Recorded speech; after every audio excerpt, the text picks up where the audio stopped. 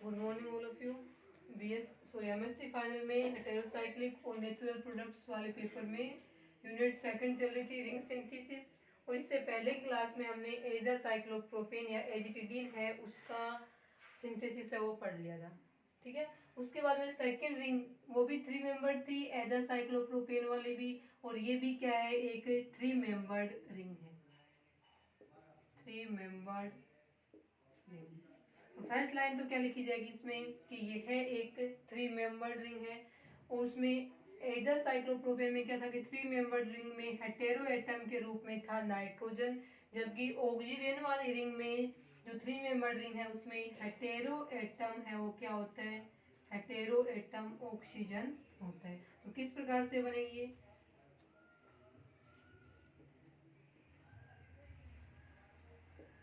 ये रहेगी आपकी ऑक्सीजन, दोनों जगह कार्बन है। तो 3 मेंबर, यह एक 3 मेंबर रिंग है और इसमें हेटेरो एटम के रूप में ऑक्सीजन एटम होता है, और इसकी संरचना वो इस प्रकार से रहेगी। ऑक्सीजन के ऊपर 2 लोन पेयर प्रेजेंट होते हैं, और ऑक्सीजन की जो रिंग है कई बायोलॉजिकल इंपॉर्टेंट कंपाउंड्स हैं उनके अंदर ऑक्सीजन की जो रिंग है वो प्रेजेंट होती है या जुड़ी हुई होती है। 3-4 लाइन्स हैं जो कि इसके जनरल इंट्रोडक्शन में लिखी जाएंगी। ठीक है, और ऑक्सीजन के अंदर जो कार्बन कार्बन वाली बॉन्ड लेंथ है ना, वो sp2 और sp3 संकरण से जो बॉन्ड लेंथ आती है उसके मध्यवर्ती होती है। ठीक है, तो ऑक्सीजन में carbon carbon bond length sp2 संकरण की बॉन्ड लेंथ और sp3 संकरण की बॉन्ड लेंथ के मध्यवर्ती होती है। ये 2-3 बातें रहेंगी इसके जनरल इंट्रोडक्शन में। उसके बाद में हमें देखना है कि इसका सिंथेसिस पढ़ेंगे कि इसका जो संश्लेषण है वो किस प्रकार से होता है। तो सिंथेसिस के अंदर इसके 5-6 केमिकल रिएक्शन है, वो सिंथेसिस हम यहाँ पे पढ़ेंगे। तो फर्स्ट रहेगा इसमें एपोक्सीडेशन ऑफ एल्कीन। एपोक्सीडेशन का मतलब है क्या बनेगा, प्रोडक्ट एपोक्साइड बनेगा। एपोक्सीडेशन ऑफ एल्कीन, एल्कीन के एपोक्सीडेशन से हमें क्या बनाना है, ऑक्सीजन का फॉर्मेशन है वो करना है। ठीक है, तो इसके अंदर हम करेंगे कि एक एल्कीन है, उस एल्कीन का एपोक्सीडेशन हमें करवाना है। एपोक्सीडेशन हम पर एसिड के द्वारा भी करवा सकते हैं, और एक इसके लिए एक एजेंट होता है MCPBA। फुल फॉर्म रहेगी MCPBA की, meta chloro per benzoic acid. तो एल्किन का ऑक्सीडेशन पर एसिड से भी करवा सकते हैं, और meta CPBA meta chloro per benzoic acid से भी करवा सकते हैं। दोनों ही कंडीशन में, दोनों से ही करवाने पर हमें सेम प्रोडक्ट बनेगा, और एल्किन का एपोक्सीडेशन होने से ऑक्सीरेन बन जाता है। तो ये बन गए यहाँ पे ऑक्सीरेन, जो कि एल्किन के एपोक्सीडेशन से प्राप्त होता है।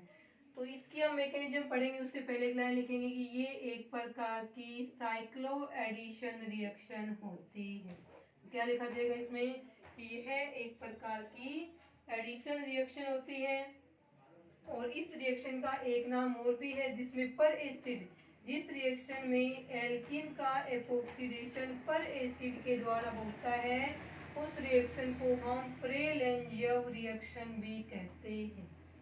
जिस एपोक्सीडेशन में एपोक्सीडेशन पर एसिड के द्वारा होता है उस रिएक्शन का नाम रहेगा परलेंजेव रिएक्शन। तो ये एपोक्सीडेशन ऑफ एल्कीन है या फिर परलेंजेव रिएक्शन, दोनों के नाम से ही हम लिख सकते हैं। अब इसमें हम पढ़ेंगे इसकी, इसका एग्जाम्पल क्या होगा, मैकेनिज्म पढ़ेंगे। अब इसकी हम देखिए मैकेनिज्म एपोक्सीडेशन ऑफ एल्कीन की एक से देख लेते हैं, पर एसिड से किस प्रकार से होगा। देखिए इसके अंदर ये एक एल्कीन है, मैकेनिज्म पढ़ रहे हैं, रिएक्शन तो देख ही ली। एल्कीन है, ये कार्बन है, ये सेकेंड कार्बन है, ये एल्कीन हो गई आपकी। पर एसिड रिएक्शन करा, पर एसिड को हमने मान लिया कि C6H5 बेंजोइक पर एसिड मान लें, उसके साथ में C double bond O oxygen, वापिस ऑक्सीजन, और ये आ गया इसमें हाइड्रोजन। ठीक है, ये रहेगा इसके अंदर बेंजोइक पर एसिड, BPA बेंजोइक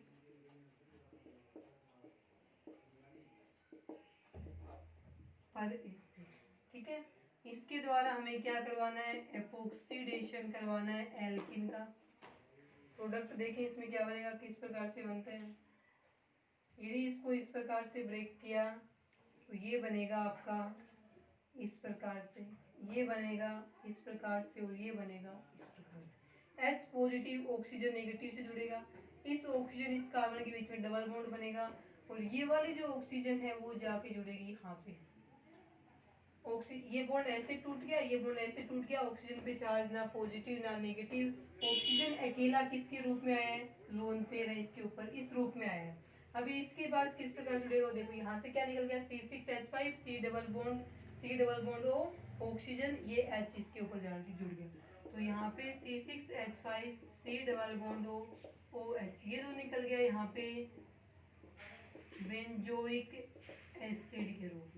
अब ये वाला जो ऑक्सीजन है वो सबसे पहले ऑक्सीजन के ऊपर लोन पेयर है, लोन पेयर वाला ऑक्सीजन कार्बन पॉजिटिव वाला जो कार्बन है उसको अपनी तरफ क्या करेगा, आकर्षित करेगा। तो यहाँ पे देखो क्या बनेगा, यहाँ से बन जाएगा कार्बन हाइड्रोजन, इसके साथ में ये ऑक्सीजन जुड़ गया। अब ऑक्सीजन इसके साथ में जुड़ गया, ऑक्सीजन अपने लोन पेयर दे दिए कार्बन को बॉन्ड बनाने के लिए। कार्बन इलेक्ट्रॉन ले लेगा ऑक्सीजन के, नेगेटिव चार्ज आएगा, नेगेटिव पॉजिटिव न्यूट्रल हो गया। लेकिन ऑक्सीजन अपने इलेक्ट्रॉन दे रहा है तो इसके ऊपर चार्ज आ जाएगा पॉजिटिव चार्ज। अब यदि यहाँ पे ये बॉन्ड ऐसे टूटा था ना, तो इस कार्बन पे नेगेटिव चार्ज है, नेगेटिव पॉजिटिव आपस में जुड़ेंगे तो यहाँ पे बनेगा, ये बन गया आपका ऑक्सीजन। तो इस प्रकार से पर एसिड के द्वारा एपोक्सीडेशन करवाने पर हमें एल्किन से ऑक्सीजन प्राप्त हो जाता है। ये रहेगा इसका सिंथेसिस की फर्स्ट रिएक्शन। उसके बाद में देखें ये जो एपोक्सीडेशन होता है यहाँ पे, वो एपोक्सीडेशन इस कार्बन कार्बन डबल बॉन्ड के कार्बन कार्बन डबल बॉन्ड में प्रेजेंट इलेक्ट्रॉन डेंसिटी पर डिपेंड करता है। तो नोट लगा के नीचे क्या लिखेंगे इसमें कि एपोक्सीडेशन रिएक्शन के अंदर जो कार्बन कार्बन डबल बॉन्ड है उसमें उपस्थित इलेक्ट्रॉन घनत्व एपोक्सीडेशन को प्रभावित करता है। यदि इसमें कार्बन कार्बन डबल बॉन्ड के ऊपर इलेक्ट्रॉन रिलीज करने वाले या इलेक्ट्रॉन देने वाले ग्रुप जुड़े हुए हों, प्लस आई प्रभाव वाले ग्रुप जुड़े हुए हों, तो वे एल्किन के एपोक्सीडेशन को इजीली प्रोसीड या इजीली संपन्न करवा सकते हैं। ठीक है, तो नोट लगा क्या लिखेंगे कि यदि एपोक्सीडेशन की क्रिया में एल्किन के ऊपर इलेक्ट्रॉन रिलीज करने वाले ग्रुप जुड़े हुए हों तो वे एपोक्सीडेशन की क्रिया को बढ़ा देते हैं, यानी रिएक्शन का रेट बढ़ जाएगा। यही एपोक्सीडेशन करवाया जाए C6H5 C double bond OH C triple bond H, तो यहाँ पे एपोक्सीडेशन इजीली होने के बाद में आसानी से होगा और यहाँ पे ऑक्सीजन का फॉर्मेशन हो जाता है। ये था इसमें एपोक्सीडेशन के द्वारा ऑक्सीजन का फॉर्मेशन।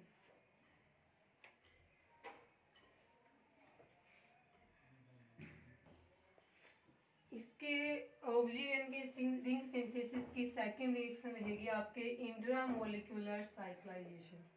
तो सेकंड सिंथेसिस रहेगा इंट्रामोलिक्यूलर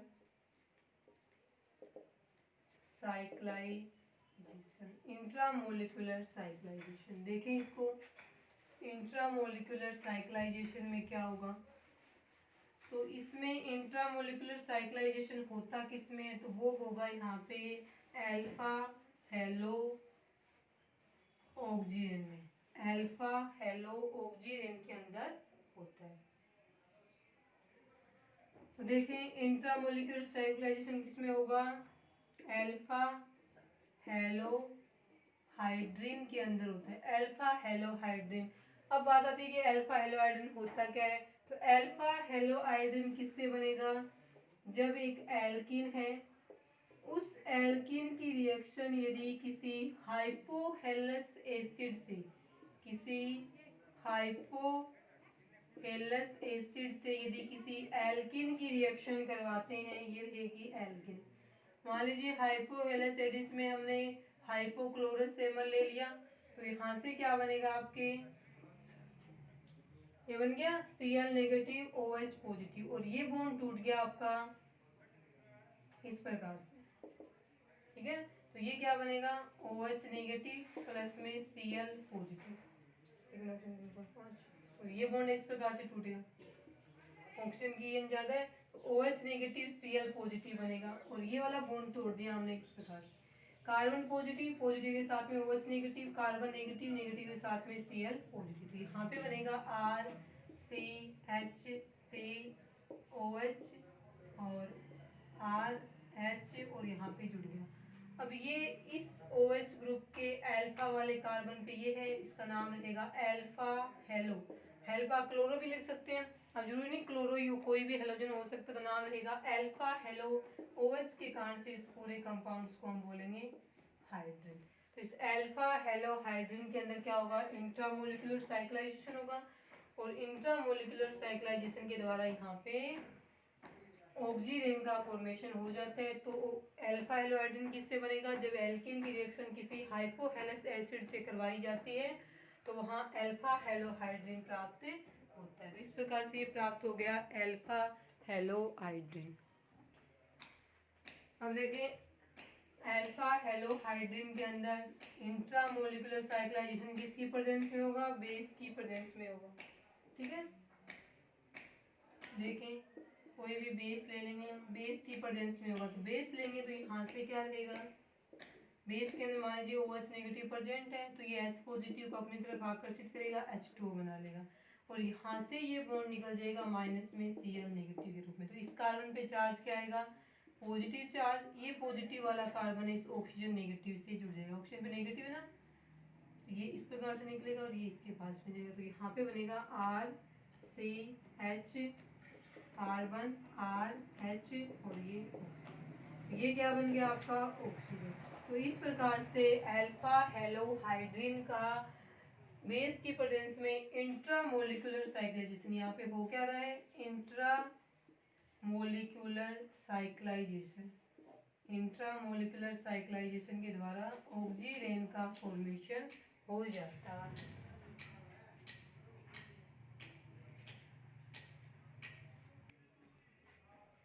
उसके बाद में देखें इसकी थर्ड रिएक्शन रहेगी reaction of ketone with Grignard reagent, Grignard अभिकर्मक के साथ में कीटोन की अभिक्रिया, ठीक है। तो थर्ड रिएक्शन रहेगी रिएक्शन ऑफ कीटोन में भी कौन से लेने हैं, अल्फा हेलो कीटोन, यानी कीटोन के अल्फा वाले कार्बन पर कोई भी हेलोजन जुड़ा हुआ होगा, तो reaction of alpha halo ketone with Grignard यानी ग्रिनियर अभिकर्मक के साथ अल्फा हेलो कीटोन की रिएक्शन के द्वारा।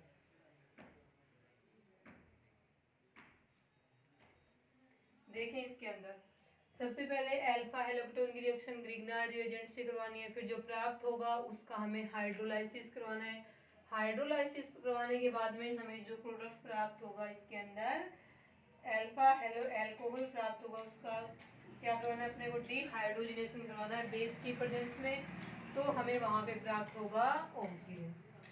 सबसे पहले करवाना है अपने को कि अल्फा हेलो कीटोन है, जैसे ये हो गया आपका अल्फा हेलो कीटोन, ये कीटोनिक ग्रुप है, इस कीटोनिक ग्रुप के अल्फा कार्बन पे Cl प्रेजेंट है, इसलिए इसका नाम रहेगा अल्फा हेलो कीटोन, या अल्फा क्लोरो कीटोन में बोल सकते हैं, हेलोजन के रूप में क्या है, क्लोरीन है। इसकी रिएक्शन सबसे पहले हम करवाएंगे ग्रिग्नार्ड रिएजेंट से CH3MgBr, इसके साथ में हम इसकी रिएक्शन कराएंगे। देखिए इसमें प्रोडक्ट के रूप में क्या प्राप्त होगा, बन गया, यहाँ से ये टूटेगा इस प्रकार से, तो कार्बन है पॉजिटिव चार्ज वाला, पॉजिटिव के साथ में ये CH3 नेगेटिव और ऑक्सीजन के साथ में ये Mg पॉजिटिव आगे जुड़ेगा, तो प्रोडक्ट बनेगा यहाँ पे CH2 Cl C CH3 C6H5 और यहाँ पे बनेगा ऑक्सीजन Mg और Br। अब इसका करवाना है अपने को जल अपघटन, तो H पॉजिटिव और OH नेगेटिव, ये बॉन्ड इस प्रकार से टूटेगा। ऑक्सीजन नेगेटिव पे H पॉजिटिव जुड़ेगा और Mg positive pay OH negative जुड़ेगा, तो यहाँ पे माइनस में बाहर निकलेगा Mg Br और OH, और यहाँ पे प्रोडक्ट बनेगा CH2Cl C CH3 C6H5, और यहाँ ऑक्सीजन के ऊपर जुड़ जाएगा ये हाइड्रोजन पॉजिटिव जाकर, ये बनेगा आपका अल्फा हेलो अल्कोहल। अब इसका क्या करवाना है अपने को, सीधे भी करवाएं तो भी क्या बनेगा, इसमें ये वाला बॉन्ड ऐसे टूटेगा, ये वाला बॉन्ड ऐसे टूटेगा, तो H positive Cl negative minus HCl group में बाहर निकल गए, इस कार्बन में पॉजिटिव चार्ज आएगा, पॉजिटिव वाला इस ऑक्सीजन नेगेटिव से जुड़ेगा, तो यहाँ बनेगा आपका CH2 ऑक्सीजन कार्बन और CH3 और C6H5, इस प्रकार से ये ऑक्सीजन का फॉर्मेशन है वो यहाँ पे हो जाएगा। तो ये भी क्या है कि ऑक्सीजन, इसमें भी क्या बनेगा कि अल्फा हेलो कीटोन की रिएक्शन ग्रीनियर अभिकर्मक के साथ करवाने पर ऑक्सीजन प्राप्त होता है। एक रिएक्शन और है इसके सिंथेसिस की, वो देखें लास्ट 4 नंबर रिएक्शन, रिएक्शन को देख के आप थ्योरी लिख सकते हो इसकी। 4 नंबर रिएक्शन रहेगी रिएक्शन ऑफ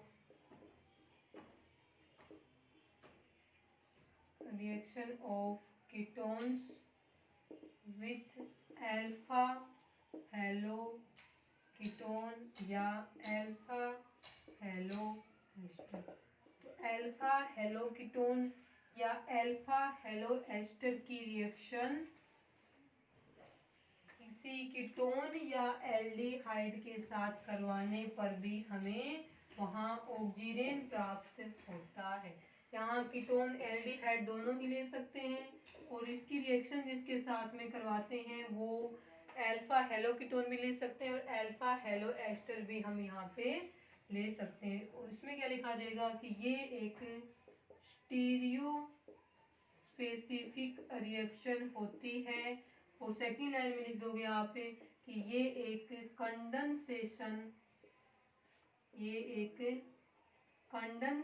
रिएक्शन होती है, यानी संघनन अभिक्रिया होती है, जिसमें कीटोन या एल्डिहाइड का अल्फा हेलो कीटोन या अल्फा हेलो एस्टर के साथ में कंडेंसेशन या संघनन हो जाता है। तो एक लाइन रहेगी स्टीरियो स्पेसिफिक रिएक्शन है, कंडेंसेशन रिएक्शन है। अब देखिए ये रिएक्शन किस प्रकार से होती है। इस रिएक्शन में हम ले रहे हैं एक एल्डिहाइड और एक कीटोन, जैसे हमने R C double bond O R dash ये ले लिया, हम मान लीजिए क्या है कीटोन है। कीटोन तब होगा जब दोनों ही R क्या होंगे, एल्किल ग्रुप होंगे। यदि इनमें से एक H या दोनों H होंगे तो ये क्या बनेगा, एल्डिहाइड बनेगा। अब इसकी रिएक्शन हमने करवा दी अल्फा हेलो, कोई भी हेलोजन हो सकता है, अक्स लिख दिया। अल्फा हेलो कीटोन के साथ में हम इसकी रिएक्शन करवा रहे हैं, तो देखें इसमें क्या प्राप्त होगा। ये वाला बॉन्ड ऐसे टूटेगा और ये वाला बॉन्ड यहाँ पे ऑक्सीजन पे क्या आ गया, नेगेटिव चार्ज आ गया, और यहाँ पे आएगा इसके साथ में ये वाला हेलोजन है, ये जोड़ देते हैं यहाँ पे, ऑक्सीजन नेगेटिव कार्बन कार्बन दोनों पॉजिटिव चार्ज, इसके रूप में हम यहाँ पे जोड़ते हैं इसको कार्बन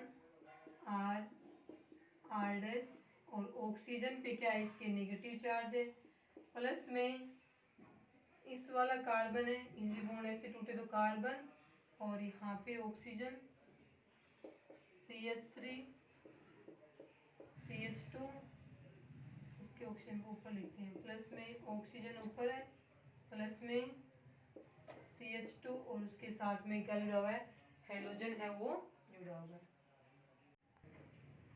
देखिए इसका ये हाइड्रोजन है ना, यहाँ से ये हाइड्रोजन जाएगा, यहाँ से ये हाइड्रोजन मान लीजिए इस प्रकार से जाएगा, कार्बन पॉजिटिव कार्बन नेगेटिव, इस नेगेटिव वाले कार्बन के साथ में ये ऑक्सीजन, तो इसका अलग से बनाएंगे, तो ऐसे लिखेंगे ना, C डबल बॉन्ड CH3 और CH, और इसके साथ में X जुड़ा हुआ है, एक H निकाला है हमने इसका, और यहाँ पे अब इस कार्बन पे नेगेटिव चार्ज है, नेगेटिव चार्ज के साथ में कार्बन पॉजिटिव जुड़ेगा, यहाँ पे इन दोनों के बीच में ये बॉन्ड का फॉर्मेशन हो जाएगा, ये रहेगा यहाँ पे हाइड्रोजन। उसके बाद में नेक्स्ट में इसमें क्या आएगा कि ये वाला बॉन्ड इस प्रकार से जाएगा बाहर, ये वाला बॉन्ड अब जाके, ये ऑक्सीजन नेगेटिव है, इस कार्बन पॉजिटिव से जाके जुड़ेगा, तो यहाँ पे बनेगा CR और carbon hydrogen C double bond OCH3 और यहाँ पे जुड़ गया ये ऑक्सीजन, ये बन गई यहाँ पे ऑक्सीजन। इस प्रकार से 3-4 रिएक्शंस हैं। इन रिएक्शन के अंदर ऑक्सीजन का सिंथेसिस होता है। उसके बाद में नेक्स्ट टॉपिक रहेगा ऑक्सीजन की केमिकल रिएक्शन, ये हम पढ़ेंगे कल की क्लास में। आज के लिए इतना ही।